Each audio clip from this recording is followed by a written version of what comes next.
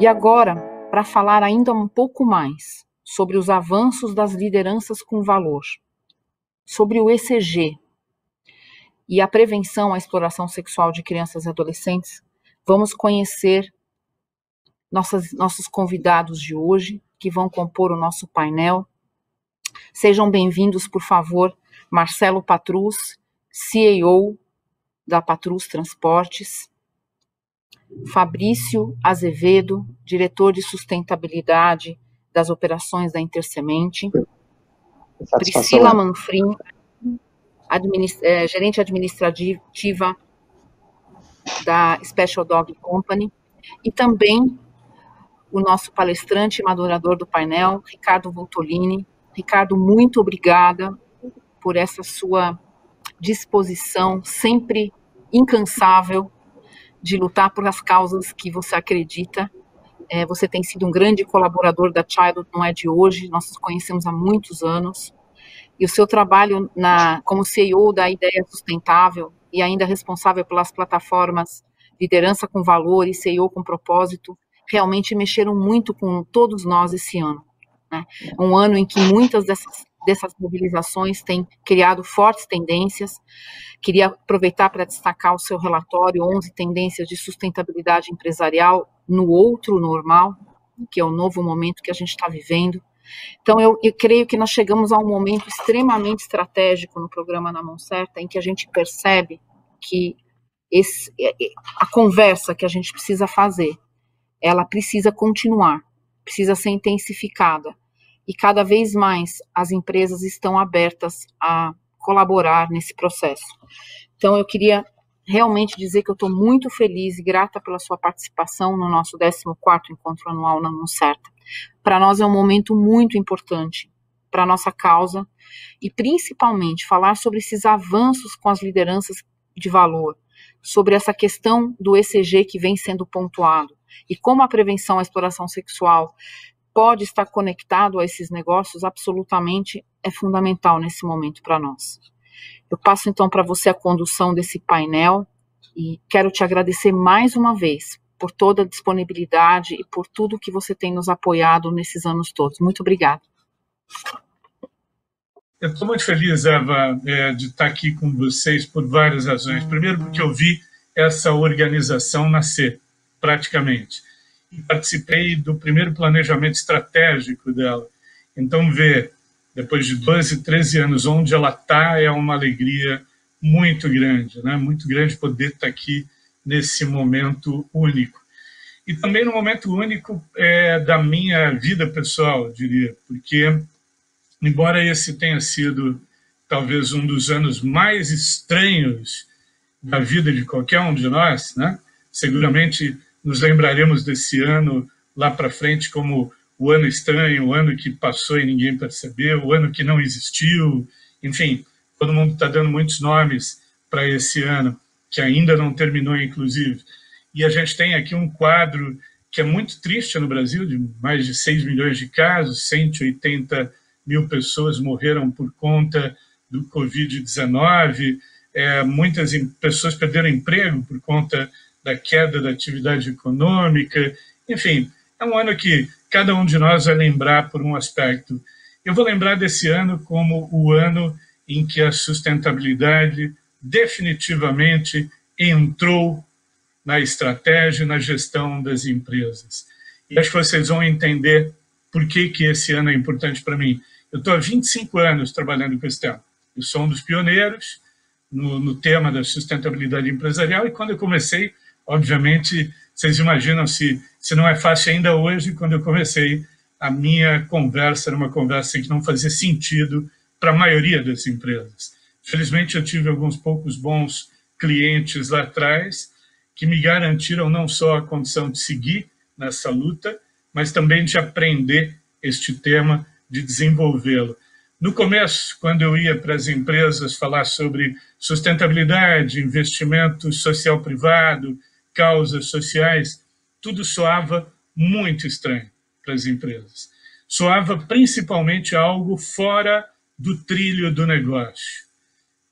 As pessoas de bom coração ouviam, obviamente, gostavam do que eu estava dizendo, e obviamente me respeitavam por aquilo que eu estava propondo, mas o meu argumento era um argumento basicamente de natureza ética.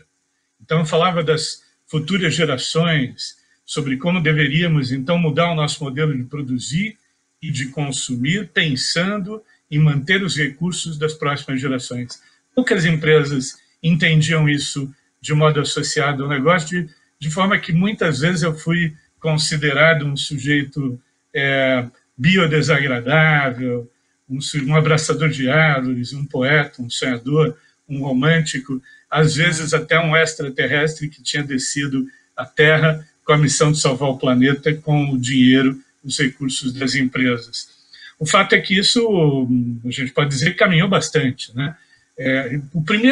A primeira tentativa de voo do tema sustentabilidade, quando a gente entendeu que talvez ele pudesse ganhar corpo e ser de fato o que nós entendíamos, uma nova forma de pensar e fazer negócios, mais ética, mais transparente, mais respeitosa às pessoas e mais cuidadosa em relação ao meio ambiente, foi ali na crise econômica de 2008 para 2009, quando a gente teve no mundo todo uma quebradeira gerada por uma atitude irresponsável de alguns poucos especuladores do mercado imobiliário americano. E naquele momento, eu lembro bem, a Universidade de Harvard veio a público para fazer um meia-culpa importante, dizer: nós temos uma parcela de responsabilidade no fato de hoje CEOs formados na nossa escola estarem fazendo isso. Então, de alguma maneira, nós ensinamos conhecimento, nós desenvolvemos habilidade, mas faltou desenvolver atitude, desenvolver valor.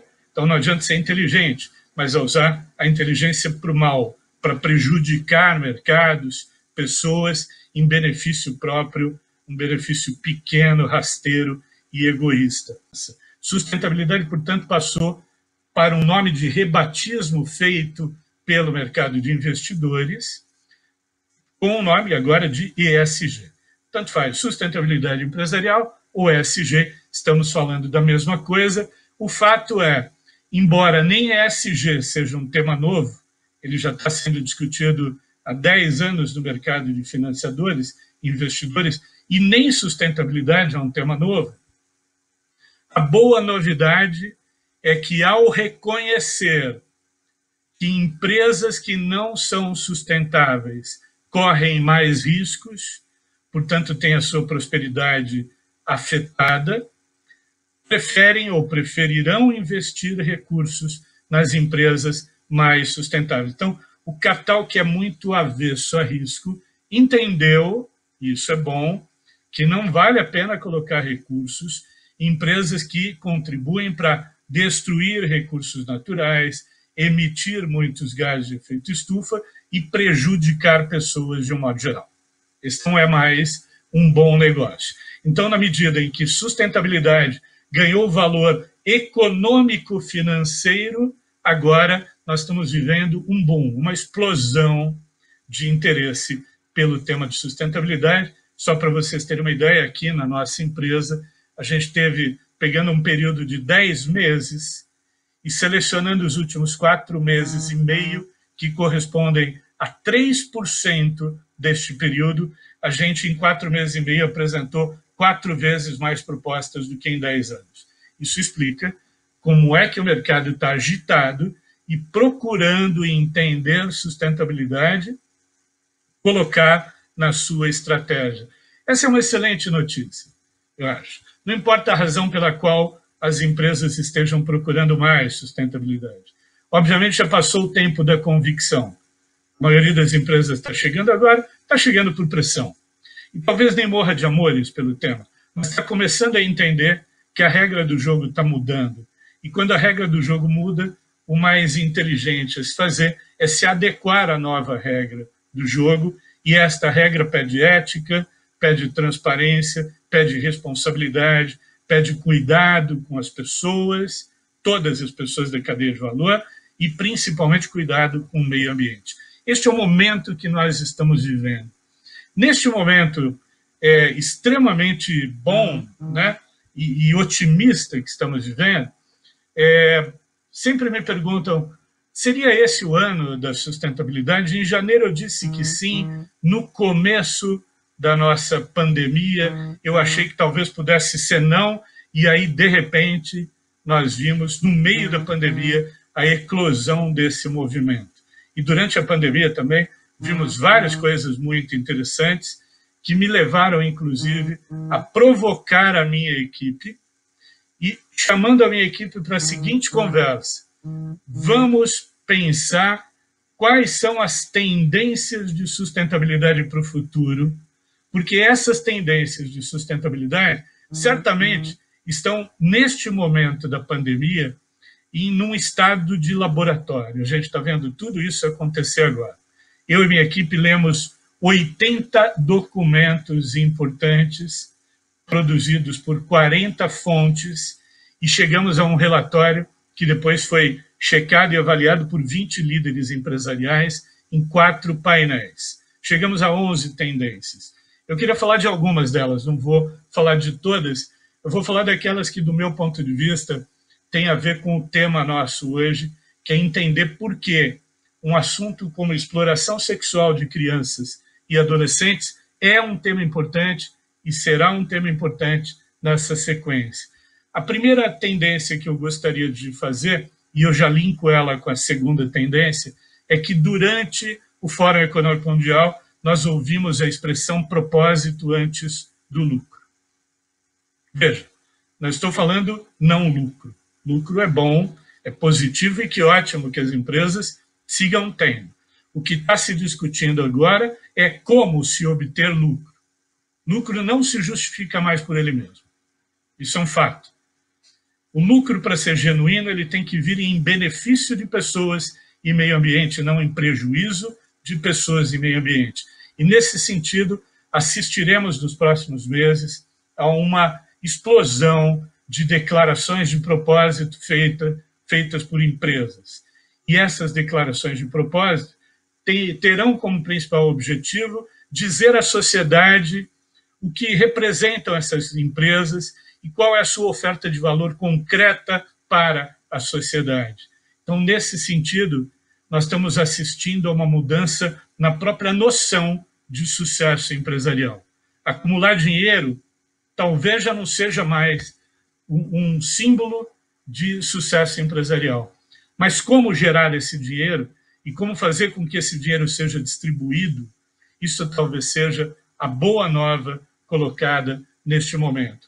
Acionistas continuarão tendo ótimos resultados, mas é importante também olhar para todos os públicos de interesse e ver como a empresa pode distribuir valor. E a segunda tendência, muito colada a essa, é os negócios sendo vistos como parte da solução e não como parte do problema. Essa, para mim, é uma das tendências mais incríveis, porque a gente percebe muito claramente uma tentativa agora da maioria das empresas que vem impactando muito o meio ambiente e sociedade, trabalharem na perspectiva de reduzir esses impactos, zerar esses impactos, para poderem ficar do lado da solução. A empresa do lado da solução é aquela que olha para as demandas da sociedade e as incorpora ao seu negócio.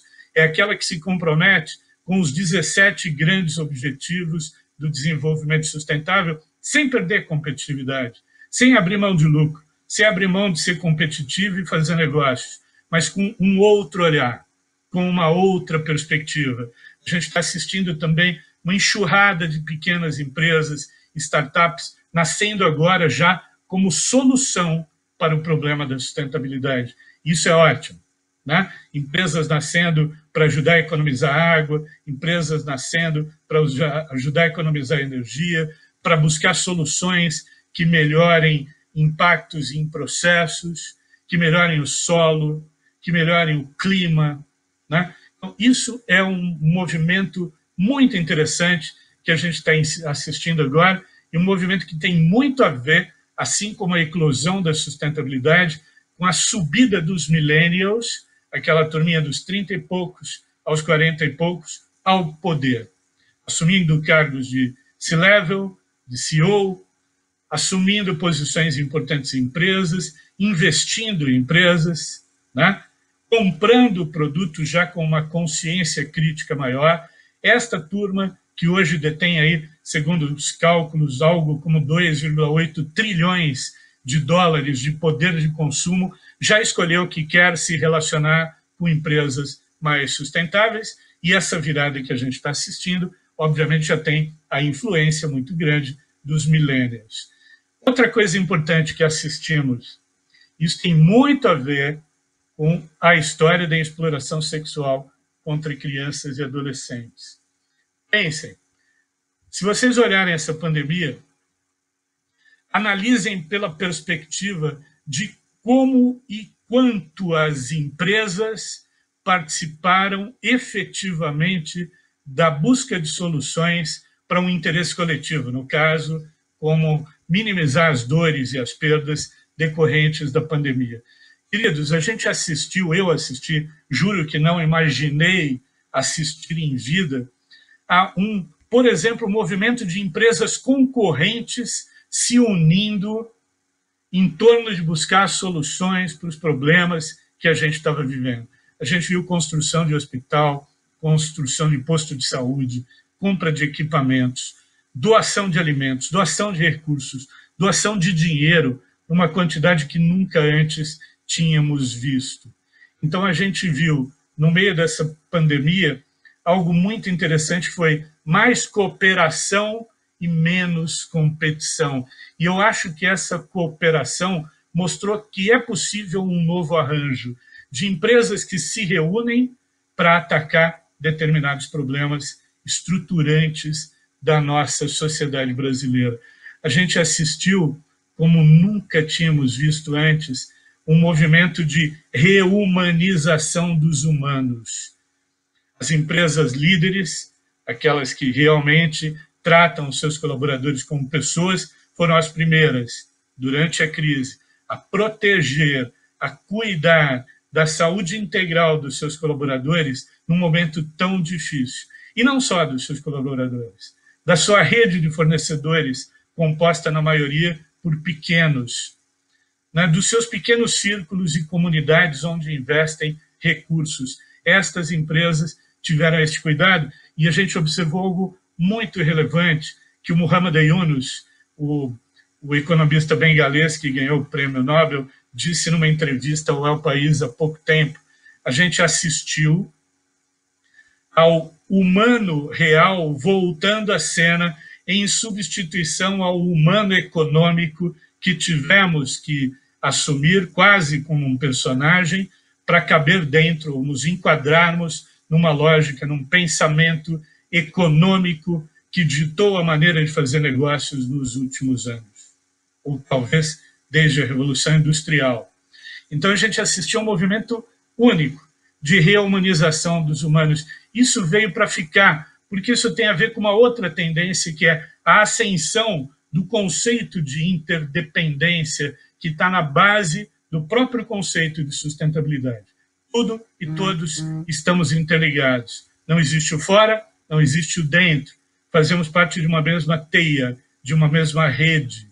E nós, aquilo que nós provocamos de impacto, pode prejudicar ou beneficiar pessoas aqui, na nossa cidade, no nosso estado, no nosso país e no mundo. E ao entender estes impactos e a nossa responsabilidade, a gente passou também a exercer com maior ênfase valores como empatia, como altruísmo, como a preocupação com o outro.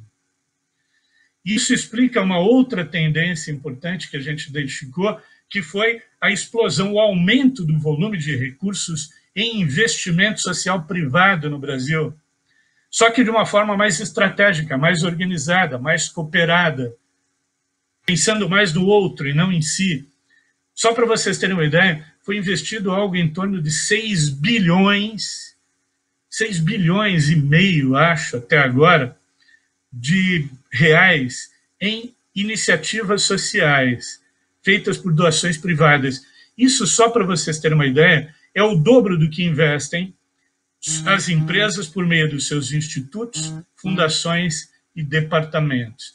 Então, é algo que nunca antes nós tínhamos visto no Brasil, e que bom, veio num momento importante e acho que veio para ficar. E aí, quando a gente olha para isso, a gente pensa, quais seriam agora os temas que poderiam ser objeto deste investimento social privado, que é o que parece veio para ficar mais forte, mais consistente, mais sistêmico, mais estratégico. Se a gente começar a olhar, nós temos vários argumentos.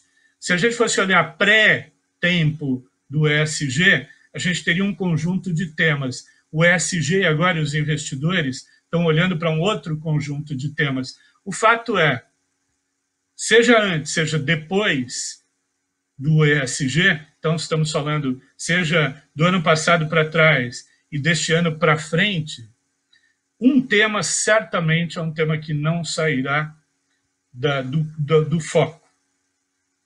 E ele tem a ver com direitos humanos. Direitos humanos na cadeia de valor de um modo geral. Este é um tema social que eu aposto que vai ser o tema de muitas causas escolhidas por empresas nos próximos anos. Não tenho dúvidas do que eu estou dizendo. Né? A gente já está vendo isso acontecer, mas com a percepção de que a sociedade está cada vez mais querendo empresas que ajam e pensem como um indivíduo decente, as empresas serão demandadas a abraçar determinadas causas, que muito provavelmente terão a ver com o seu negócio ou com os impactos gerados, né, pelo seu negócio no mundo, nos ecossistemas e nas pessoas, mas também terão essa perspectiva de olhar para o todo, para o íntegro, e perceber quais são as grandes carências e os grandes problemas do país. Então, esse raciocínio me leva a crer que a gente vai ver muita preocupação com temas relacionados, por exemplo, a trabalho infantil, trabalho escravo na rede de valor de uma companhia, na sua cadeia. A gente vai ver muito respeito à diversidade, à inclusão, muito cuidado e proteção à saúde integral dos indivíduos, aí a saúde física, mental e espiritual, essa combinação. A gente vai ver uma preocupação muito grande para que não ocorram mais fatos desagradáveis, como aquele que ocorreu no Carrefour, quando um cidadão foi espancado até a morte. Quer dizer, este tipo de confronto às normas elementares do que é o respeito ao indivíduo serão temas cada vez mais importantes.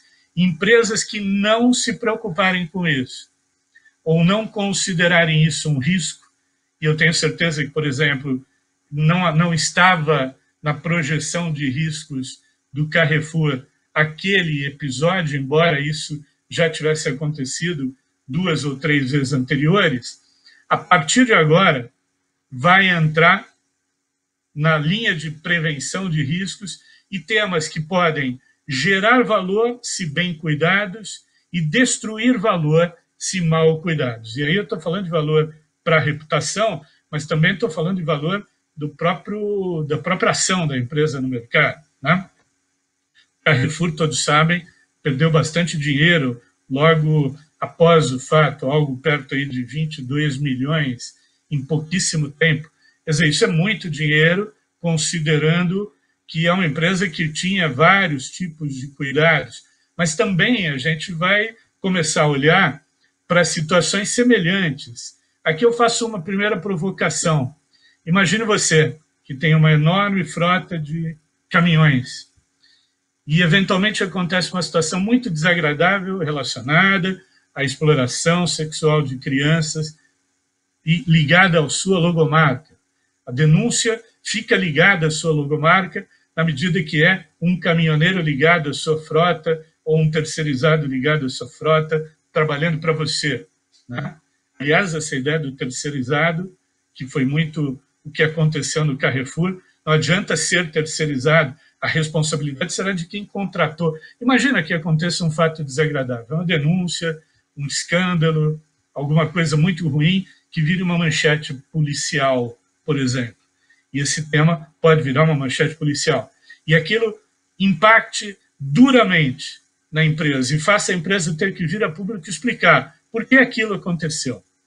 Todo esse desgaste e todo o prejuízo que virá de imagem e financeiro por conta de uma situação como essa pode ser muito bem evitado por uma atitude preventiva de olhar e perceber isto é um risco do ponto de vista de direitos humanos na minha cadeia de valor, se é, como eu posso atacá-lo? Acho que essa é uma atitude, me parece uma atitude muito inteligente e muito conectada com este novo momento em que ESG e os temas ambientais, sociais e de governança ganham muita força no mercado. Esse é um momento que eu diria único. E o meu recado para vocês, finalizando aqui a minha apresentação, tem a ver com o que foi discutido no Fórum Econômico Mundial. Para fazer a transição das empresas de um modelo convencional de fazer negócio, que nos trouxe até aqui, para um modelo mais sustentável, portanto mais ético, transparente, com menos emissões, menos intensivo no uso de recursos naturais e mais respeitoso das pessoas, precisaremos de um outro tipo de liderança, com um outro modelo mental, mais orientado por valores. A essa liderança tem sido dado vários nomes: liderança responsável, disruptiva, verde, consciente, os nomes variam. Mas, basicamente, esse novo líder é um líder que coloca valores no centro das tomadas de decisão e não toma nenhuma decisão, por melhor que ela seja do ponto de vista econômico e financeiro, se ela representar um risco para pessoas e meio ambiente. São líderes mais ecocêntricos e não egocêntricos, são líderes mais cuidadores, mais inclusivos, mais éticos, mais atentos e preocupados com as pessoas e com os impactos do negócio. Esse tipo de liderança, felizmente, está chegando às empresas. Os últimos 11 anos, eu dediquei a minha vida a pesquisar e desenvolver liderança sustentável. E eu percebo que está aumentando o número de líderes mais orientados por valores. Ok, muita gente vai dizer, Ricardo, aqui na minha cidade, aqui onde eu estou, eu não vejo muito isso ainda. Ok, veja, estamos num momento de transição. O passado ainda não foi embora por completo e o futuro não chegou inteiramente. Estamos aqui numa zona cinza em que a gente consegue ainda ver empresas muito antigas, muito verticais, muito orientadas pelo comando e controle, pouco preocupadas com pessoas, tratando gente como número, meio ambiente como supérfluo, e desse lado de cá a gente começa a ver os líderes realmente importantes e preocupados com pessoas e meio ambiente, chegando e ocupando os cargos de poder. Essa mudança se dará, não tenha nenhuma dúvida. Ela já está em curso. Então, nesse momento, a provocação que eu gostaria de deixar para vocês é, na condição de líderes, queremos representar o futuro ou o passado? Estamos mais apegados àquele modelo antigo ou podemos olhar, sim, para um novo modelo que está colocado aí e que vem para nos desafiar, não como gestores técnicos. Eu acho que ser líder numa empresa não é só tomar decisões técnicas. Toda decisão é uma decisão também humana, que pode beneficiar ou prejudicar pessoas e meio ambiente. Queremos estar de que lado? Essa é a questão. Queremos pegar qual orientação, para que lado do movimento? A gente vai para trás ou vai para frente? Eu torço muito para que todos vocês escolham seguir o caminho do futuro. Eu penso que no futuro, e o futuro já começou a ser construído, teremos lideranças melhores e, principalmente, empresas melhores. Marcelo, meu caro, queria te fazer, já abrindo as nossas conversas, te fazer uma primeira pergunta, porque eu estou muito curioso para te ouvir a respeito disso. A gente falou aqui, eu dei um cenário do que está acontecendo no mundo, no Brasil. A pergunta que eu tenho para você é a incorporação de uma causa social, qualquer que seja ela. A cultura da empresa depende muito, e isso é uma experiência vivida, do nível de envolvimento da alta liderança com essa causa. É fundamental, né?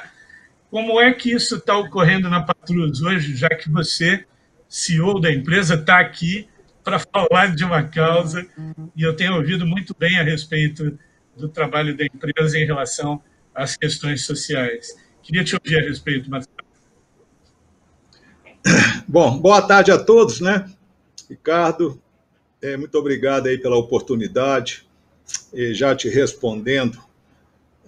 Rapidamente, para quem não sabe, a Patrus Transportes é uma empresa que tem 47 anos, foi fundada pelo meu pai, que chamava Dr. Marum Patrus, e ele tinha 3 filhos, eu sou o irmão mais velho, e a minha irmã Marina, que infelizmente Deus levou há 1 ano e meio atrás,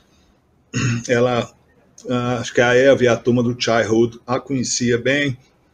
A Patrus está nesse pacto e é signatário desde 2009, mas as causas sociais, ela já é uma cultura da Patrus desde a época do meu pai. Meu pai já tinha isso, ele faleceu em 2000, mas vamos falar de os 20 anos que ele tocou a Patrus. A gente era menino, pequenininho, nós fomos criados dentro da empresa. Meu pai já tinha um coração e uma preocupação em olhar com os outros enorme. Com os funcionários da empresa, a preocupação e atenção numa empresa menor que a Patrus era, ele conseguia fazer isso com muita maestria. Eu até falo que tem palavras que a gente tem ouvido de uns anos para cá. Então, meu pai já fazia RH e não existia essa palavra de RH há 40 anos atrás. E essa cultura ficou enraizada em mim, na Marina, no Marco Antônio, meu irmão, e nós sempre tivemos essa preocupação, não só com os nossos funcionários, mas sempre com o entorno da empresa, onde a Patrus tinha e tem filiais. Nós criamos um instituto que chama Instituto Marum Patrus. A minha irmã, que foi a fundadora em 2008, já tem 12 anos que o instituto é o braço social da Patrus. Os pilares da sustentabilidade, agora já virou o ESG, já é cultura e valor aqui dentro há muitos anos. Graças a Deus, a gente sempre conseguiu passar para frente cada filial nova que a empresa abria, cada estado novo que ela ia chegando, sempre estes valores. E temos vários exemplos disso. Eu, por exemplo, desde que eu vi o programa Na Mão Certa, tem tudo a ver com transporte de carga, tem tudo a ver com o que a gente faz no nosso dia a dia. E a gente ficava abismado como acontecia coisas inacreditáveis.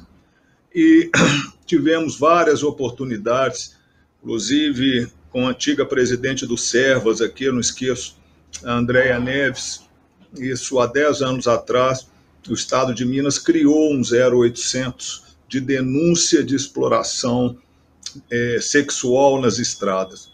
Eu lembro que nós plotamos todas as carretas e todos os veículos que a Patrus tinha, e deu um resultado danado.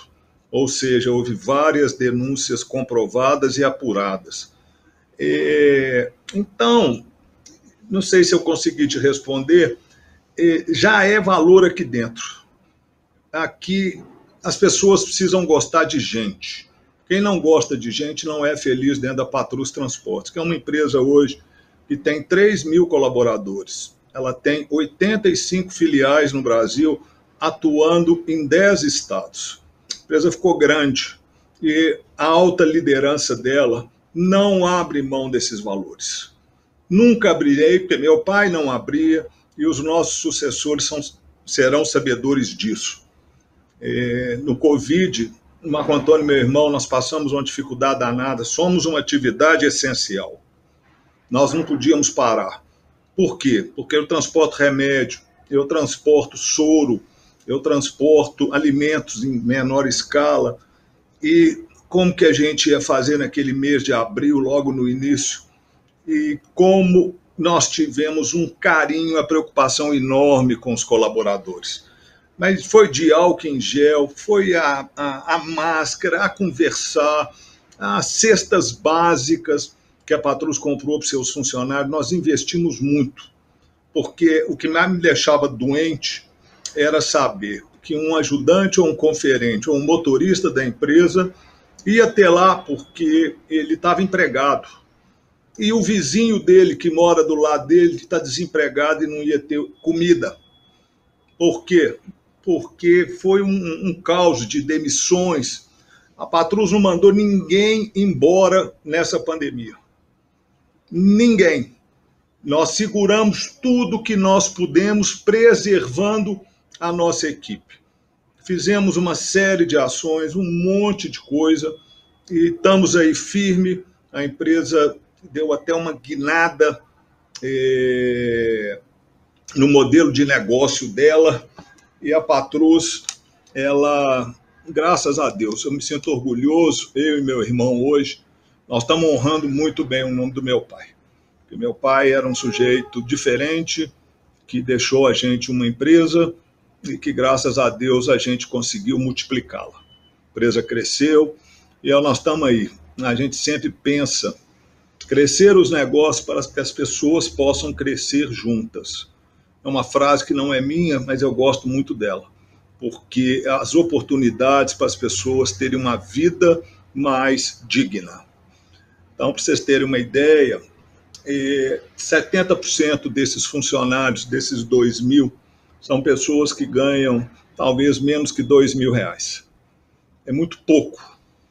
E a gente tem que ter uma empresa forte, e essa empresa, dentro dos programas dela, seguindo toda a governança que a Patrus tem. Outro exemplo que eu gosto de falar, nós temos que estar juntos.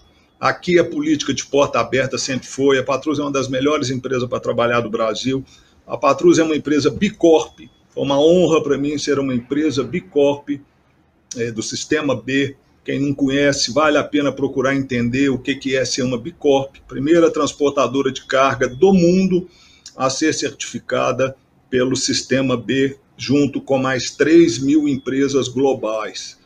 E junto com a Natura, que é um grande cliente nosso, e aí vai embora. Um monte de empresas conhecidas. Então, eu fico muito honrado, e o movimento do Childhood, eu acho assim fantástico. Inclusive, se eu tiver mais um tempinho lá na frente, eu vou até conversar com você, Eva, e conversar com você, Laís, de umas ideias que eu tive para a gente estender um pouquinho essa história de motorista abusar de criança. Isso é o fim do mundo. Isso não tem tolerância. Isso é tolerância zero. Isso não pode. Isso precisa ser divulgado com o trabalho lindo que vocês fazem, e vocês podem contar com a Patrus no que vocês precisarem, porque é valor aqui dentro. Eu não sei se eu te respondi bem, Ricardo, mas assim, você pode ter certeza que o que eu estou dizendo, todos os executivos que trabalham aqui dentro, todos os gerentes de unidade, todos têm uma preocupação muito grande com as pessoas. E têm uma preocupação de fazer as coisas certas, dentro da lei, tudo bonitinho. Então, um bom exemplo para encerrar. Veio uma lei há 10 anos atrás das cotas de preenchimento de PCDs dentro da empresa. Eu mesmo, na época, custei a entender como que eu conseguiria. Então, hoje, a Patrus é das poucas empresas que eu conheço que cumpriu os 5% da cota. Eu tenho 160 ou 158 PCDs dentro da empresa. Pessoas com síndrome de Down trabalham aqui dentro. Temos muito surdo e mudo trabalhando aqui dentro. Não para cumprir cota, para eles se sentirem inclusos. Eles batem cartão, trabalham, e às vezes trabalham muito melhor do que os outros. E isso já vem de um bom tempo. Eu fico muito orgulhoso. O dia que nós atingimos a cota, que tem uns 3 anos atrás, o Ministério do Trabalho, fomos reconhecidos por uma série de prêmios, uma série de entidades. Agora, a inclusão, diversidade, por exemplo, é uma palavra nova ou que já tem uns anos. Aqui na Patrus, a gente já exerce a diversidade há muitos anos. Aqui tem marido e mulher que trabalha, preconceito de negro nunca teve aqui dentro, discriminação nenhuma. Eu não admito como CEO da empresa, mas não é eu, não. São todos que estão no entorno, porque a maioria tem essa cultura. Então, aqui eu quero que os filhos dos meus funcionários tenham a chance do primeiro emprego dentro da Patrus. É o programa Jovem no Transporte, reconhecido pelo CETICESP e por várias entidades como um programa espetacular. É o primeiro emprego de um filho de motorista, é o primeiro emprego de um filho de ajudante. Que ele vem aqui, faz um treinamento durante um ano, ele se forma durante um ano. Nós temos hoje aqui uns 80 funcionários desses 3 mil que são jovens no transporte formados dentro da Patrus, crianças entre 15 e 18 anos. Então, eu acho que nós estamos lutando para fazer a nossa parte aqui. E muito parabéns, olha, fiquei muito orgulhoso, Ricardo, eu não te conhecia, estou te vendo hoje, você deu uma aula de 20 minutos, espetacular, irreparável para mim a sua palestra. Aprendi demais, viu? Não, depois eu vou te ligar, depois eu vou te conhecer. Você mora em São Paulo? Eu moro em São Paulo. Marcelo, olha, foi muito legal o que você acabou de dizer. Eu diria o seguinte, eu não sabia que vocês eram Sistema B, né? Mas o fato de ser Bicorp, eu diria para você assim, que tem muito a ver com essa cultura iniciada a partir de um conjunto de valores do seu pai lá atrás, que veio na formação de vocês, na maneira como vocês lidam com negócios e pessoas. Então, acho que ser Bicorp não é um processo simples. Ele, para quem não sabe, exige uma certificação e ela é rigorosa. Ela é feita por americanos nos Estados Unidos a partir de relatórios, de informações. Então, parabéns, Marcelo. Acho que também fiquei muito curioso de conhecer melhor a Patrus, de te conhecer, mas já saio teu fã aqui a partir da primeira resposta que você nos deu. Um abraço grande, voltamos a falar daqui a pouco. Eu queria chamar agora o Fabrício Azevedo, da Intercement, e perguntar ao Fabrício, que hoje está numa empresa grande, importante, de que modo a causa do programa Na Mão Certa, que é uma causa que, de alguma maneira, choca um pouco as pessoas, né? Ao falar dela, a gente sente um estranhamento, não é uma causa que passamos indiferentes por ela. De que modo a causa do programa dialoga com as demais ações sociais e causas que a empresa já trabalha? Imagino que uma empresa grande, com muita externalidade, tem muita ação social local. Como é que um programa dessa natureza casa, dialoga com os demais programas? Satisfação, Ricardo. Primeiro agradecer, né, a esse convite tão bonito, tão especial, né? Agradecer a Eva, a Laís, parceiros nossos há tanto tempo, né? Desde 2007 nós estamos aí nessa causa junto ao programa Mão Certa. E parabenizar também o Marcelo, né? Ouvindo a palestra dele, poxa, super legal, Marcelo, que bacana a sua empresa, né? Fiquei muito feliz em conhecer. Mas para responder essa pergunta, Ricardo, eu preciso contextualizar como a gente faz o investimento social na Intersemente, né? A Intersemente é uma empresa multinacional, fabricante de cimentos.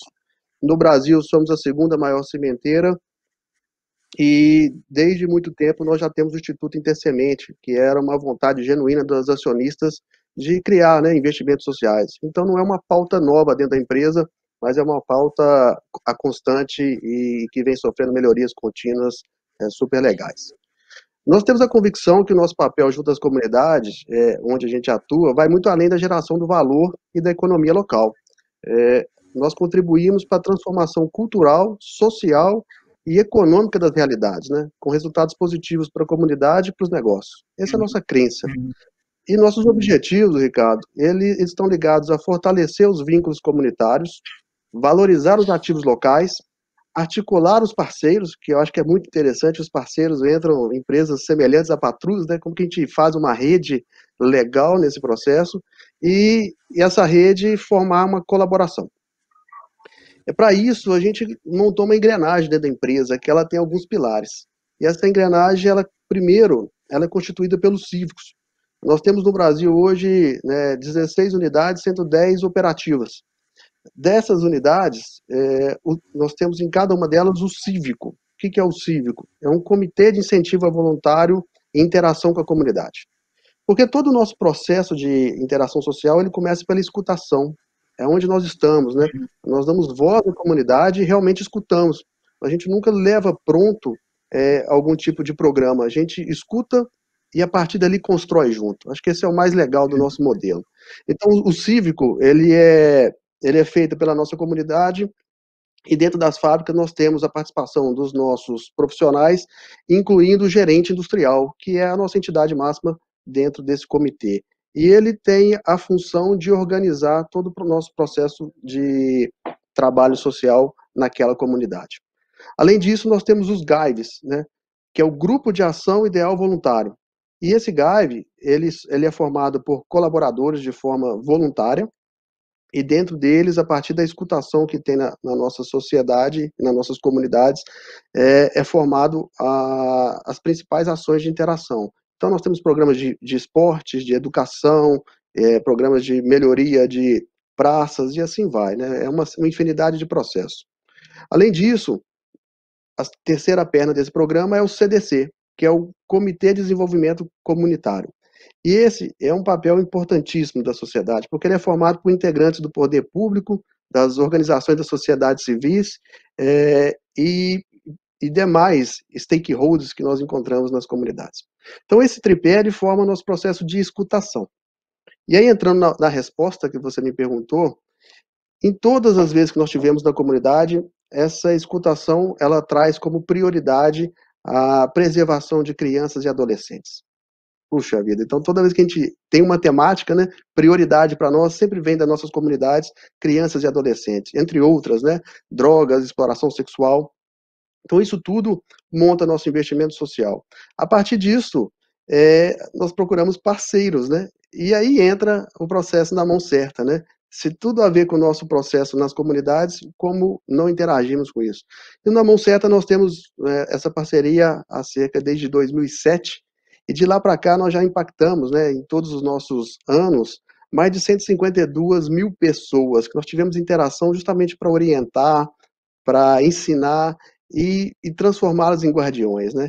E os caminhoneiros, né, é muito bonito quando a gente vê isso, né, que os caminhoneiros, eles, quando têm contato com esse programa, eles se transformam em guardiões da causa, e a partir dali a gente multiplica nossos olhos. Essa causa, ela tem tudo a ver com nossas comunidades, né? Nós somos uma empresa grande, e essas operações, elas têm situações de manutenção e paradas programadas de manutenção, onde a gente recebe, né, diversos colaboradores do Brasil inteiro, terceirizados, que vão para essa comunidade. Então, essa interação de ensinar, né, de trazer à luz todo esse impacto social que nós temos e, a partir dali, a orientação para preservar as crianças é extremamente importante. E quando tem esse link, ele começa a se expandir. Então, além do programa da Mão Certa, que é, né, uma raiz para nós e é um valor, e nós estamos juntos há muito tempo, a gente começa a ter outros programas sociais. Então, desde o início do nosso programa social, nós temos aí programas voltados para a primeira infância, para a escola ideal, e de 2009 para cá nós temos a Semana do Bebê, que é um evento fantástico que acontece uma vez por ano, uma semana inteira dedicada a crianças, ao pré-natal, às mães, e isso já virou leis, né, em todos os municípios que a gente atua, e entrou na agenda do governo, né, do município e da parte governamental.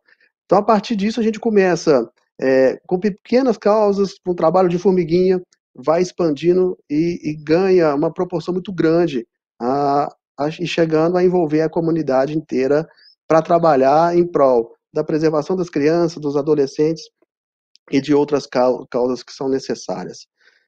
Para nós, é valor, isso já faz parte, né, do nosso modelo de atuação.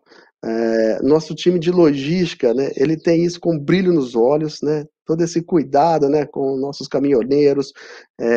Então isso expandiu, né, era um processo de cuidado com as crianças, com os adolescentes, se tornou um processo de cuidado com os caminhoneiros, Então, a empresa ela passa agora por uma reformulação de todas as suas expedições, para que a gente possa ter locais dignos, né, respeitáveis, para trazer os caminhoneiros para essa causa, para que eles possam vir com as famílias, né, no momento que eles esperam o carregamento, ter um espaço família na nossa expedição, ter um lugar legal para tomar um banho, para fazer uma refeição.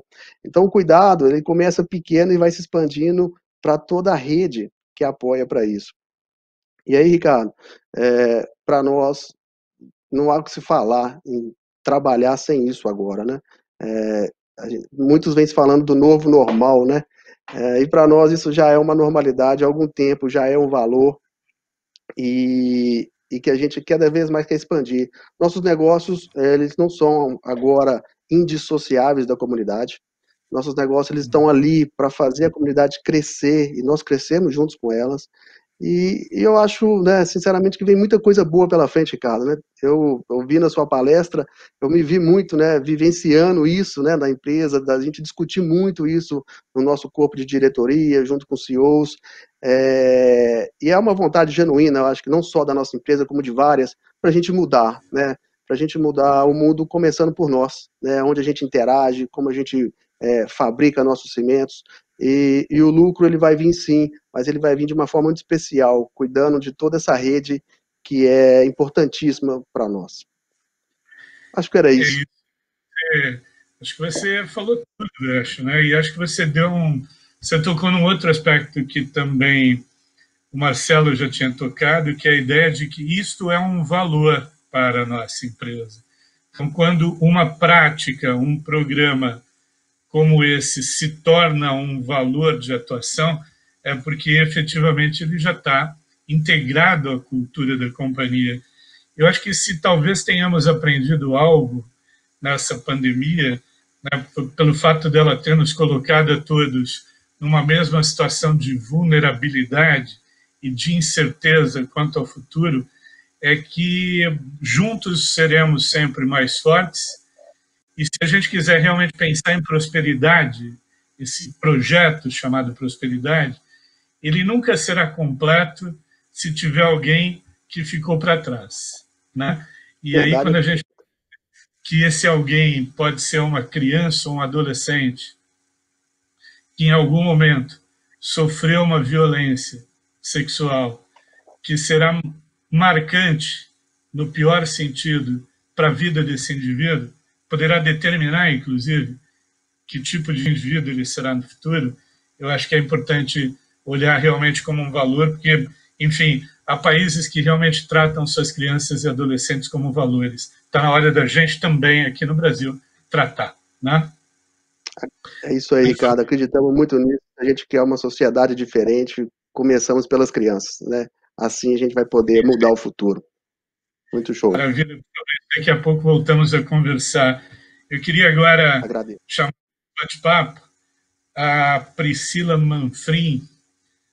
Priscila é uma querida pessoa, uma jovem liderança de uma empresa chamada Special Dog Company, empresa que está crescendo muito no Brasil, mas crescendo com um olhar muito voltado para a sustentabilidade, que já é consequência deste novo parâmetro, né? Então, vejo Special Dog como uma empresa jovem, olhando o futuro com muita vitalidade.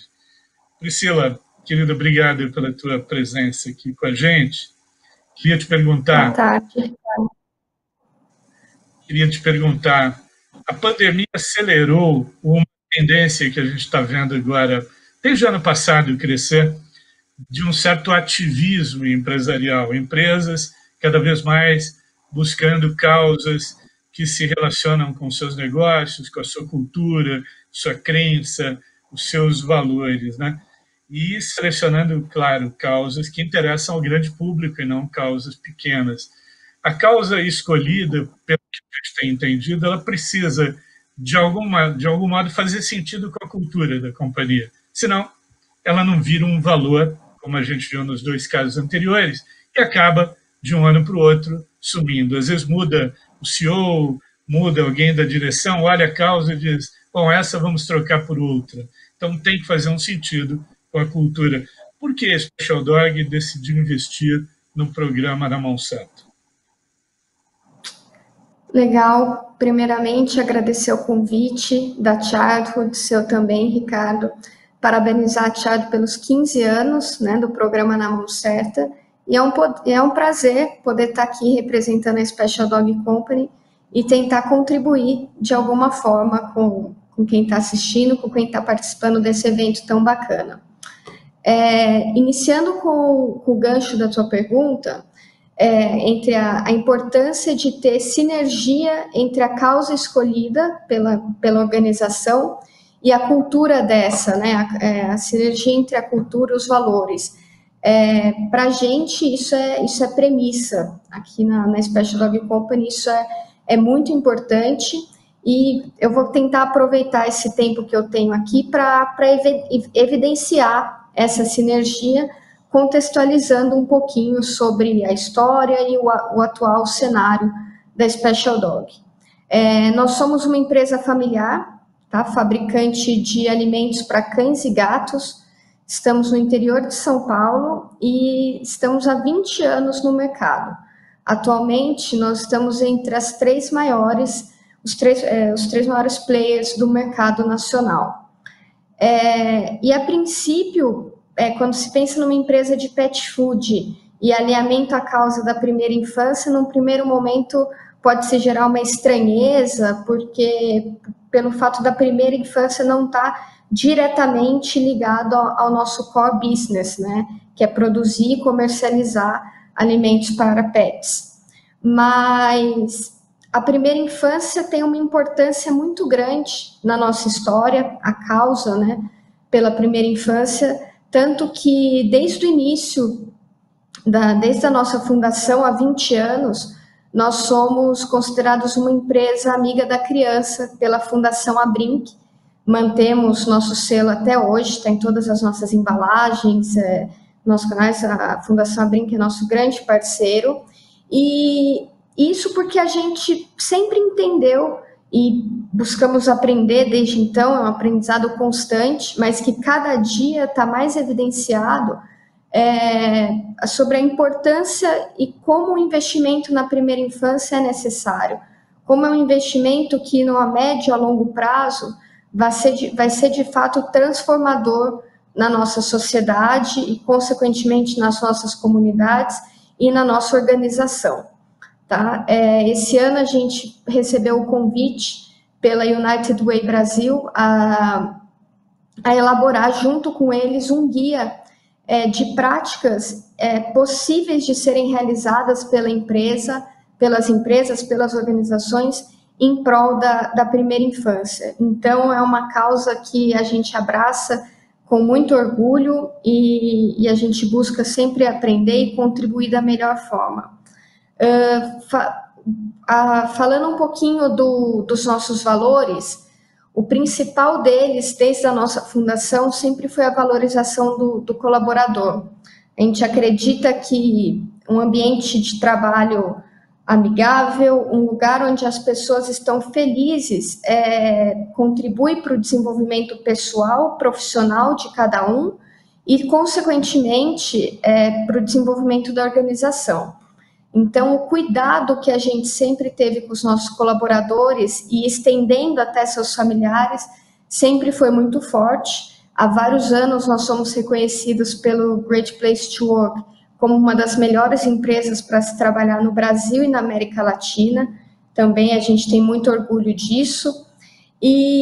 Só que com o desenvolvimento da empresa, né, como eu falei, é uma empresa de 20 anos, com o nosso amadurecimento, o nosso desenvolvimento, a gente buscou expandir e compartilhar esse nosso comportamento humanizado com os nossos demais stakeholders, os nossos demais públicos, entre eles a comunidade e sociedade, que são públicos muito importantes dentro da nossa cadeia. Isso porque a gente entende que é nosso papel, né, como empresa, como o Marcelo, o Fabrício bem falaram, e a gente está de acordo, né, nesse ponto, que o nosso papel como empresa não pode ficar, nossas obrigações não podem estar restritas aos nossos muros, no nosso ambiente interno aqui. É obrigação, é nosso papel contribuir para a transformação da sociedade, das nossas comunidades, compartilhar nossos valores. A gente está em desenvolvimento, você sabe bem, do nosso planejamento estratégico em sustentabilidade, porque a gente acredita que a maneira de crescer, de se desenvolver, não tem outro caminho, tem que ser através de propósito, através do desenvolvimento sustentável. E esse processo de desenvolvimento vem acontecendo desde 2015, quando nós criamos aqui dentro o Departamento de Desenvolvimento Sustentável e do Núcleo Social, que são os dois departamentos que estão à frente de toda a responsabilidade socioambiental da empresa e que gerencia, e desde 2015 a gente buscou mudar a chave. Até então nós praticamos a filantropia e sabemos da importância dela até hoje, mas a gente buscou desde então organizar e estruturar todo o nosso investimento social privado. De forma organizada, de forma estruturada, alocar nossos recursos aonde a gente imagina que vai trazer um melhor retorno para a comunidade, para a sociedade e para a nossa organização. A primeira infância continuou e continua sempre presente, e tanto que além mesmo antes da gente aderir ao programa Na Mão Certa, nós já desenvolvemos outros trabalhos, outros projetos, outros programas. Nós temos uma atuação muito próxima à Secretaria da Saúde e do Desenvolvimento Social e à Secretaria da Educação do município. A gente busca fazer essa interface. E falando um pouco agora, entrando no programa Na Mão Certa especificamente, iniciamos a parceria em fevereiro de 2019, perdão. Então, faz 2 anos aí, estamos completando 2 anos. E desde que a gente conhecemos o programa e fomos pesquisar, entender um pouquinho melhor do que se tratava, isso fez todo sentido para a gente, a gente conseguiu enxergar ali um alinhamento de causa, um alinhamento de propósito. E é o que a gente busca em todos os programas e projetos que a gente executa ou que temos parceria aqui dentro. Mas o programa Na Mão Certa tem um significado especial, e por quê? Ele está muito ligado à nossa operação. Toda a nossa logística de distribuição hoje, ela é feita com uma frota própria. Nós atuamos em 38 mil pontos de venda, espalhados por 8 estados do Brasil. Ou seja, nós temos diariamente uma equipe de 300 pessoas, entre motoristas e ajudantes, que diariamente estão nas rodovias brasileiras, em contato muito próximo e vivenciando o problema tão grave que é a exploração de crianças e adolescentes. Então, a gente a gente enxergou ali uma oportunidade de fato, promover a transformação, atuando diretamente na causa, diretamente onde esse problema está acontecendo, que é nas rodovias. E a gente viu ali a oportunidade de transformar nossos colaboradores da logística que estão a campo em agentes transformadores, em verdadeiros heróis da infância, a levantarem essa bandeira.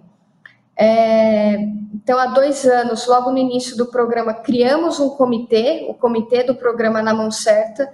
É um comitê multidisciplinar que busca, que é responsável hoje pelo desenvolvimento, planejamento e execução de todas as ações da Special Dog em parceria com a Childhood, pelo programa Na Mão Certa. Então, essas ações, já fizemos vídeos, já fizemos workshops, já fizemos eventos, fizemos webinars também já nesse período de pandemia, sempre buscando trazer informação, trazer conhecimento, porque a gente acha que a educação e a conscientização é uma das principais ferramentas de poder transformador que a gente tem, e buscamos conscientizar principalmente a nossa logística, mas também todo o nosso público interno, e por que não, é o que a gente vem fazendo há 2 anos, expandir essa conscientização e expandir tudo que a gente produz sobre o programa Na Mão Certa para os diversos atores da comunidade, seja através dos vídeos, através de workshops, justamente buscando compartilhar o conhecimento e promover parcerias para a gente cada vez mais fazer com que essa rede de proteção pela primeira infância, pelo enfrentamento à exploração sexual de crianças e adolescentes, seja cada vez mais forte, cada vez mais sólida, e que cada um consiga fazer a sua parte. E eu acho que estamos no caminho certo. Os resultados que tivemos e que a gente vem tendo nesses últimos 2 anos deixam a gente muito contentes, e por causa disso, isso só é possível porque a gente acredita de forma genuína no poder da transformação, e que só assim a gente vai conseguir ter um mundo melhor e contribuir para que as próximas gerações tenham acesso a uma comunidade mais justa e uma comunidade com mais respeito.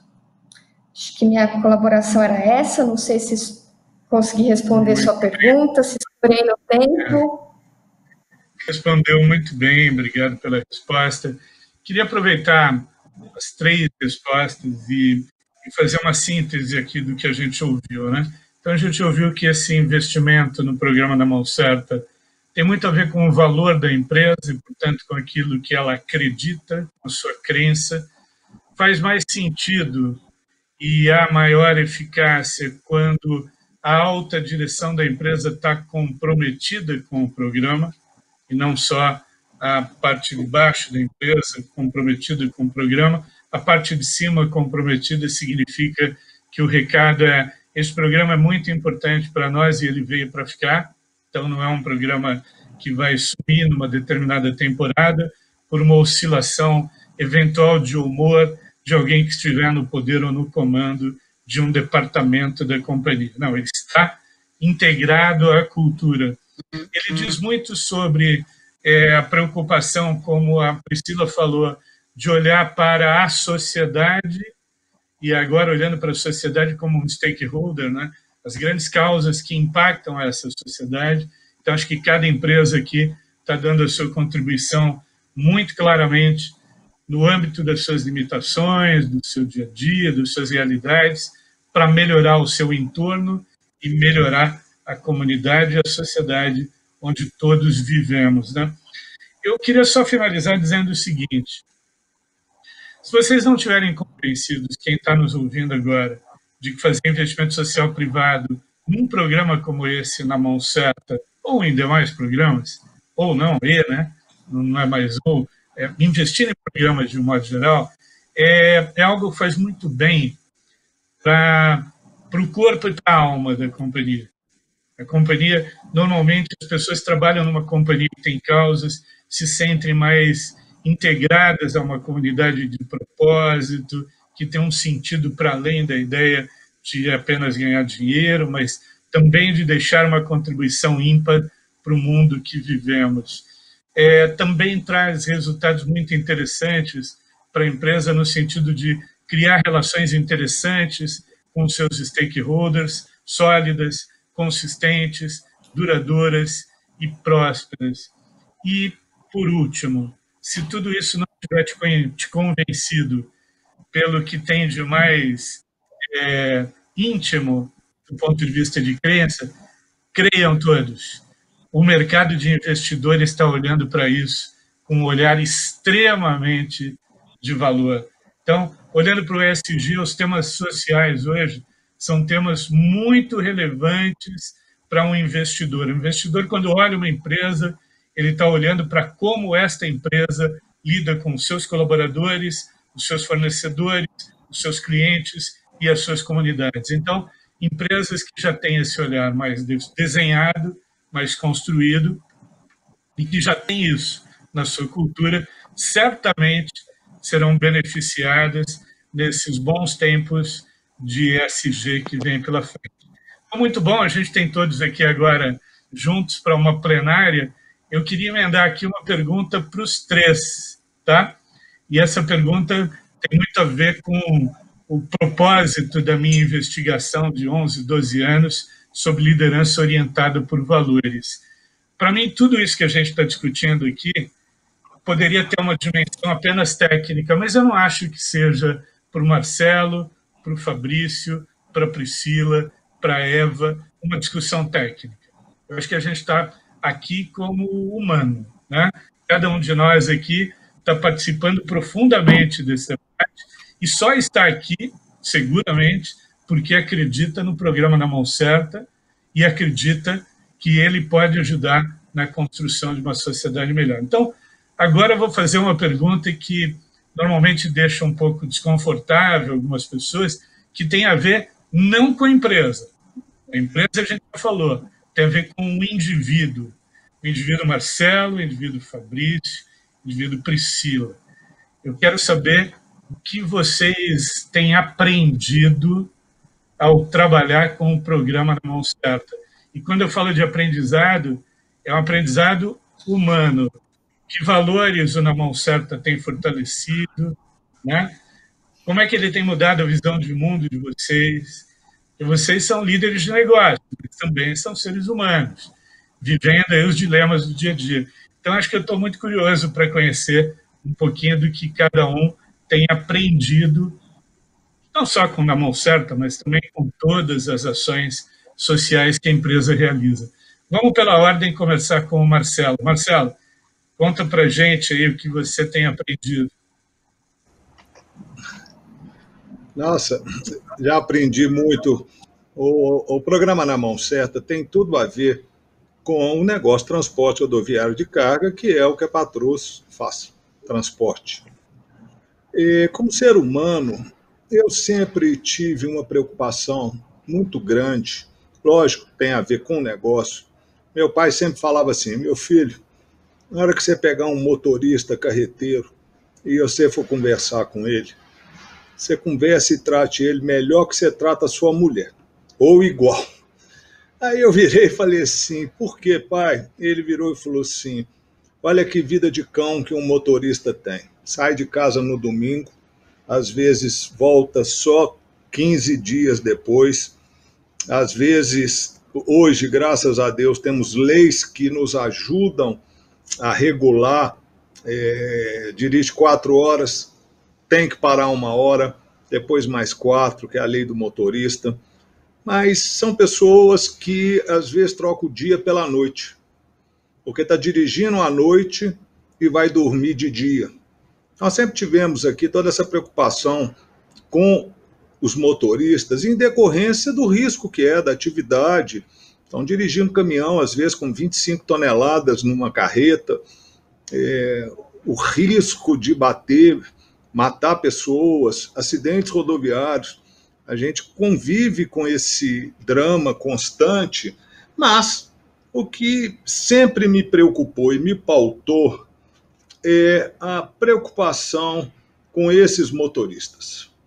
Gente, é uma vida danada e complexa. Um sujeito para entrar num caminhão 10 horas da noite e às vezes chegar no Rio de Janeiro, 7 da manhã, ou às vezes chegar em Belo Horizonte, que é onde eu moro, 600 quilômetros de Fernão Dias. Hoje está uma beleza, porque hoje é tudo duplicado. Há 10, 20 anos atrás era uma estrada muito perigosa, risco muito grande. Então, como ser humano, eu sempre tive uma preocupação muito grande, não só com os motoristas, mas como o programa Na Mão Certa está linkado diretamente, e a gente é signatário desde 2009, e seremos sempre, porque o programa é lindo e ele toca em coisas assim espetaculares. Eu acho que Eva, que está aí me vendo, e todos, a Patrus é uma empresa comprometida com as causas do Childhood. Sempre fomos. Você conheceu bem a Marina, minha irmã, que saudade, ela faz uma falta danada. Ela que estaria aqui nesse call se ela não tivesse ido. E hoje eu estou aqui com muita honra fazendo isso. E muito obrigado por lembrar da nossa empresa e nos dar a oportunidade de ter a chance de ouvir uma palestra brilhante do Ricardo, a Priscila dando show, não conhecia, e o Fabrício dentro de outro segmento muito complexo, que é cimenteira, transporte de cimento. Conheço bem, nunca transportei cimento, a Patrus não transporta, mas é carga de 30 toneladas, de 25 toneladas, não é para qualquer um. E você deu um show, viu, Ricardo? Aprendi demais. Muito obrigado pela chance. Estou aí à disposição. Obrigado mais uma vez aí pela sua fala, muito inspiradora. Obrigado principalmente por você compartilhar um pouco da sua emoção também, né? Porque empresas familiares são empresas em que os vínculos são muito fortes, né? Então, a gente lembrar da irmã, lembrar do pai, é lembrar de como a cultura da empresa se construiu também. Então, parabéns pela Patrus, parabéns pelo certificado B Corp. Sigam nessa trajetória, porque vocês estão realmente fazendo diferença, viu? Parabéns. Fabrício, vamos lá, meu caro. Fabrício teve tempo de pensar, hein? O Marcelo eu peguei meio desprevenido. Fabrício teve um tempo. Mas para responder isso, Ricardo, não precisa pensar muito, não. Acho que é falar com o coração, né? Então, eu pensei o que estava tocando o meu coração aqui. E primeiro que eu me fiz uma reflexão de como eu sou abençoado, né? Como pessoa, né? De poder trabalhar numa empresa que seus valores são totalmente compatíveis com o que eu penso, com o que eu espero, né? Para a sociedade, para minha família, para os meus filhos. E eu poder exercer isso, né? Onde em todas as reuniões que eu participo da empresa, eu percebo os acionistas, né, os donos, né, brilhando o olho pelo tema, querendo realmente fazer o bem pelo bem, o CEO da empresa, o presidente, eu me encontrei aqui, né? Então eu estou no lugar certo, na hora certa, e eu como líder, né, dessa empresa, tenho muito por fazer, porque eu tenho as ferramentas necessárias, tenho o recurso necessário, e eu acredito que os próximos anos vão ser muito promissores, né? Mas eu queria aproveitar e trazer para esse momento. Hoje eu estava conversando com o nosso gerente de logística, o Sérgio Maroco, e ele trouxe para mim, né, dentro das nossas conversas, uma série de depoimentos de pessoas, né, que para mim reflete muito nosso impacto como líder. E eu queria ler para vocês, né, um depoimento da Karine. A Karine, ela é líder de logística de Jaci, e Jaci é uma das nossas maiores unidades no interior de Minas Gerais. E a Karina falou o seguinte no depoimento dela, falando sobre o programa Na Mão Certa, né? Ela fala assim: a nossa realidade, muitas das vezes, nos impede de imaginar o sofrimento e consequências desse tema. Através da seriedade da causa e o quanto o futuro, né, e vida de muitas crianças e adolescentes depende do nosso trabalho de formiguinha. É gratificante e chega a ser emocionante poder levar informações importantes para a comunidade e motoristas no enfrentamento do abuso de exploração sexual de crianças e adolescentes. Estamos formando um exército de agentes de proteção. Não podemos parar. Nossas crianças merecem uma vida muito digna, né? A Karine de logística de Jaci. Então, quando eu escuto esse depoimento dela, né, e recebo, entre outros que o Sérgio mandou para mim, eu fiquei muito feliz, cara, porque, poxa vida, deu certo. Né, nós conseguimos contagiar as pessoas internamente e a partir delas, né, nós formamos um exército que nós conseguimos chegar nas comunidades com a ajuda do poder público, com a ajuda da Child e ali difundir um tema super importante. Então, muito feliz, Ricardo, eu pessoalmente de poder participar desse processo e interagir com isso. E agradecer a vocês de poder, né, falar um pouco sobre isso e trazer as nossas mensagens. Legal, Fabrício. Deu para sentir aqui, apesar da distância virtual, deu para sentir que realmente o programa faz parte do teu dia a dia, que você está bastante integrado profissionalmente com ele. É muito legal poder ver isso. Mas é interessante como essa pergunta, quando a gente pergunta você mesmo, como nós ainda, executivos de empresa, temos uma dificuldade de falar por nós mesmos, né? Então, muito legal. Mas qual é o nome da moça que você buscou a resposta? É a Karine, que trabalha em Jaci. Então, legal. Eu entendo você, porque uma das coisas pelas quais eu pauto a minha vida profissional também, embora possa parecer muito ingênuo e um certo polianismo da minha parte, são as mensagens que eu recebo no dia a dia sobre o meu trabalho. É muito legal porque as pessoas vêm e participam de modos muito diferentes. Então, uma pessoa que está vivendo aqui a realidade da comunidade, que vive o programa, um feedback desse tem um poder absurdo. Então, obrigado por ter para cá esse feedback. Priscila Manfrim. Eu que agradeço. Obrigado, Fabrício. Priscila, conte-nos. Acho que eu dei sorte, né? Que fiquei por último, tive um tempinho a mais que os meninos aí para refletir, mas mesmo assim não é tempo suficiente, viu? Porque promove algumas reflexões para a gente que vem para o âmbito pessoal mesmo, né? Mas vou tentar me expressar da melhor forma. Bom, eu assumi um papel de liderança não há tanto tempo, então ainda tenho aí um longo processo de aprendizado pela frente, e é o que eu busco fazer a cada dia, escutar quem tem mais experiência, aprender, trocar ideia. Então, encontros como esse são muito importantes para mim e para a minha construção como líder. E o modelo de liderança que eu acredito é diferente de um modelo talvez que se acreditava há anos atrás, daquele papel do líder, do chefe de uma que faço o que eu falo, né, muito de uma forma um pouco pejorativa. Eu acho que essa liderança talvez tenha ficado um pouco ultrapassada. Hoje eu vejo que eu acredito num modelo de liderança colaborativa, participativa, que promove a interação entre líder e liderado e que a gente possa construir de uma forma coletiva. Eu acho que todo mundo ganha.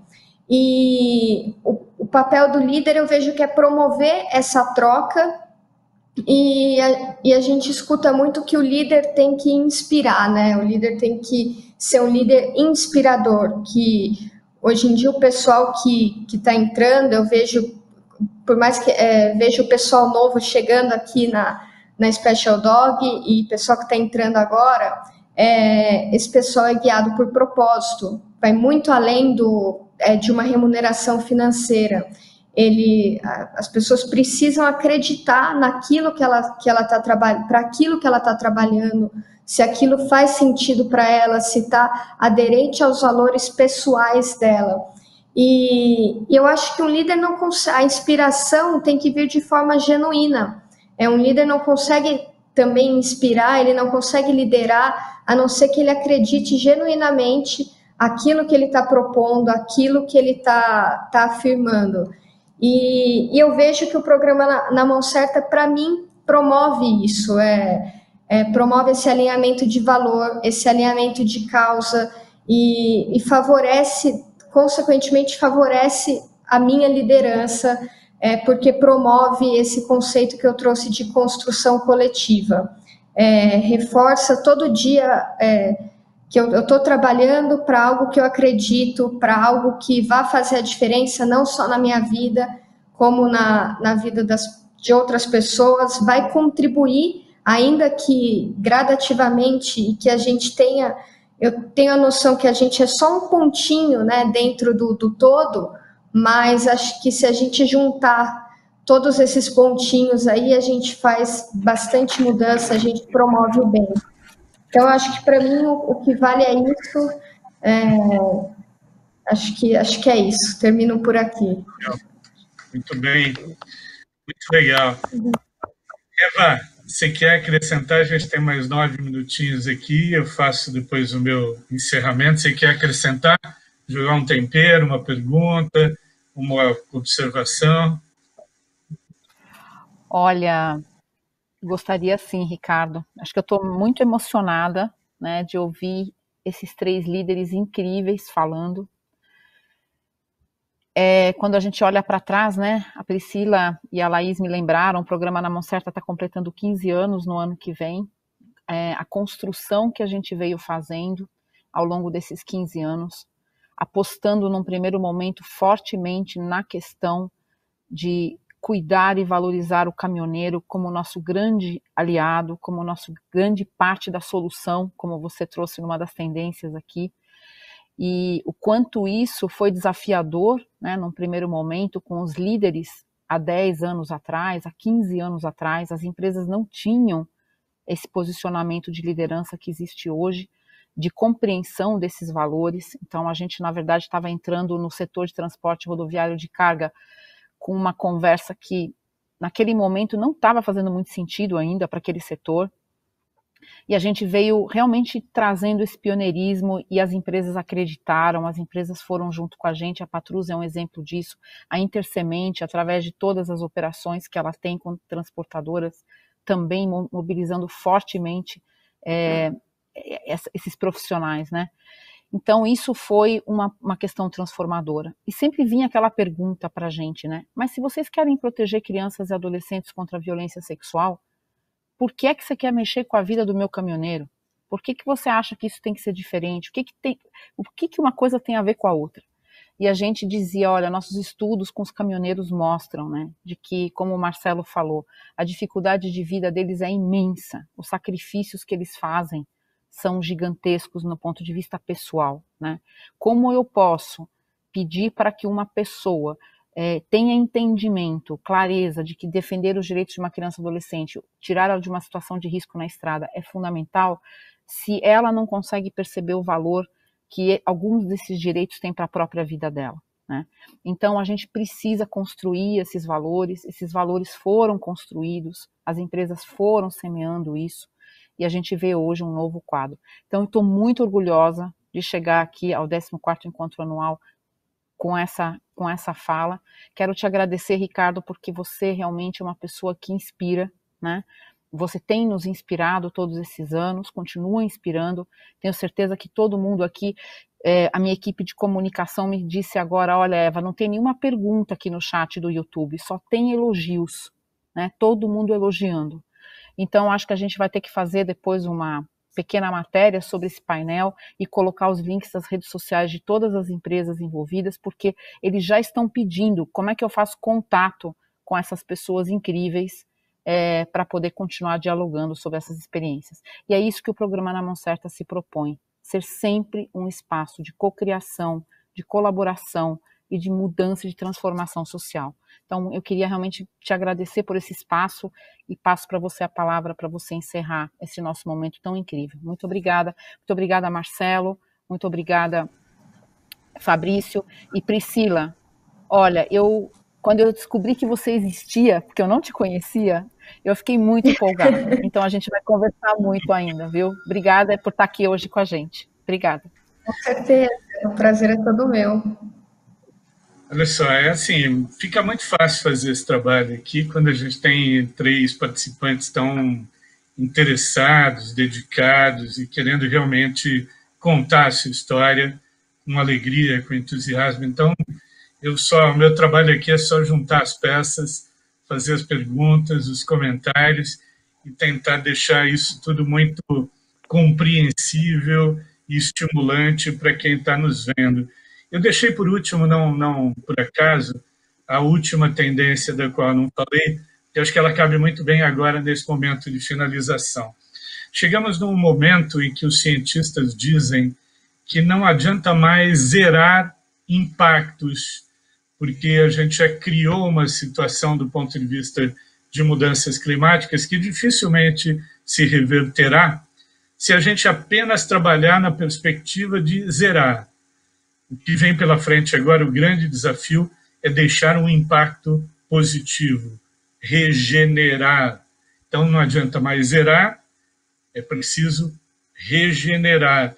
E esse regenerar, eu poderia pegar, por exemplo, o teu exemplo tão bem dado dos caminhoneiros, né? Uma coisa é trabalhar ou preparar os caminhoneiros para que eles não participem, não sejam protagonistas, nem observadores de situações de exploração sexual de crianças e adolescentes. Outra diferente, que é o outro estágio do regenerar, é deixar um ponto positivo, é transformar os caminhoneiros em agentes de transformação. Não adianta só, hoje, no mundo que a gente vive, não ser discriminatório, não ser racista. A gente precisa ser antirracista, né? Não ser racista é zerar, ser antirracista é regenerar. Eu acho que cada um de nós aqui, olhando para um programa como Na Mão Certa, olhando para as nossas responsabilidades como líderes empresariais, um desafio que nos coloca é, em tudo que formos fazer daqui por diante, vamos pegar as questões sociais, em todas as causas que escolhermos, em todas as ações sociais nas quais nos envolvermos como líderes e empresas, não mais zerar impactos, mas procurar gerar um impacto positivo, ir além, fazer a diferença, transformar, mudar radicalmente, ir na raiz do problema e tentar solucioná-lo. Então, da minha parte, Eva, te agradeço pelo convite simpático para estar aqui. Para mim, como eu te falei, foi meio que uma volta ao tempo, né? Me sentindo um mergulho de 12, 13 anos, escrevendo o discurso da rainha aqui no Brasil, quando ela veio num dos primeiros eventos dela, falar sobre o programa Na Mão Certa. E me vi muito em como o programa evoluiu. Então, se eu tiver dado uma pequena contribuição lá no começo, eu já saio daqui deste evento bastante feliz. Aqui hoje, para mim, foi um prazer conhecer Fabrício, Marcelo, Priscila já conheço, mas foi um prazer grande conhecer o Marcelo, a história da Patrus, e conhecer o Fabrício, que eu ainda não conhecia. Então, só tenho a agradecer. Obrigado pela oportunidade de estar aqui com vocês. Valeu, pessoal. Eu quero também. Muito obrigado. Também quero agradecer, então, a todos vocês. Mais uma vez, Marcelo, Priscila e Fabrício. Ricardo, muito, muito obrigada. Vocês nos proporcionaram um tempo assim, parece que passou tão rápido, né? Foi voando esse tempo que passou de conversa. Essa troca de experiências incrível, né, que enche a gente aí de inspiração para frente. E me dá a certeza de que é possível a gente promover esse tipo de debates e que a gente precisa fazer isso mais vezes, de trazer pessoas para trocarem experiências. E, ao mesmo tempo, já fazer isso num canal aberto onde muita gente pode estar nos assistindo. Eu sei que tem bastante gente nos assistindo no YouTube no momento, então acho que está um momento super rico. Então eu queria agradecer, porque eu acho que a nossa causa ela vem avançando, e eu sei que para muitos, e principalmente para vocês que estão aqui com a gente hoje, ela é um valor no negócio já. E a gente vai continuar trabalhando com esse olhar de construir realmente um valor que faça diferença e que seja perene, como o Marcelo falou, que vai ficar para sempre. Já fiquei feliz. Aí eu me lembro sempre da rainha, né, Ricardo, que dizia: pena que nós temos que continuar trabalhando nessa causa, celebraria o dia que nós não precisássemos mais existir para trabalhar para essa questão. Então, sempre tem um lado positivo de ter os parceiros e tem o lado difícil da gente continuar olhando para uma causa que já não deveria estar mais no meio dos nossos diálogos, né?